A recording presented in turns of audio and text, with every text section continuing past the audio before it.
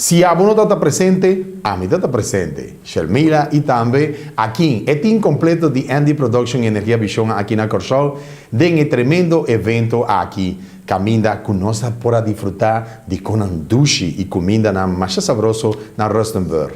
Nós estamos em um evento de Bacon Art e nós vamos conversar com a senhora Fedra e ela avisa nos com essa que está trabalhando. Sim, me tenho visto que o Bacon Art está resultando de éxito rotundo para nós.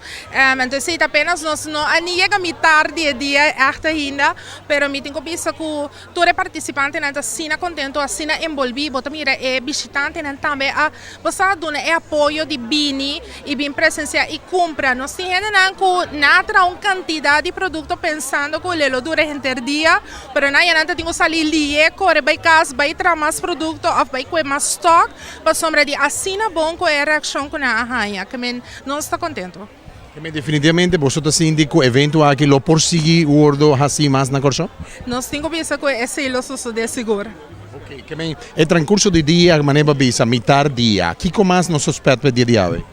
Ribe dia de hoje, houve demonstração, maneira sucede acaba fora de dia.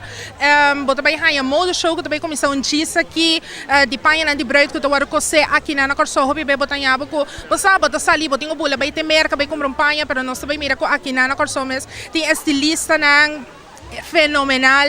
Mientras tanto, nos cupcake decorating para muito tá sigue full swing.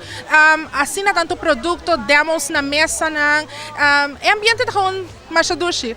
Fedra, nós vamos esperar cake art para a aqui a trove ou essa aqui também evento para a Nós vamos esperar algo novo, diferente. Nós team hobby criativo que nós lo repetimos Bacon Arts outro ano, mas de aí que nós lo vimos algo totalmente novo também. Fedra, mais danke, desejo a você hobby éxito no quarto e sobrar de dia. Danke, feliz dia para você.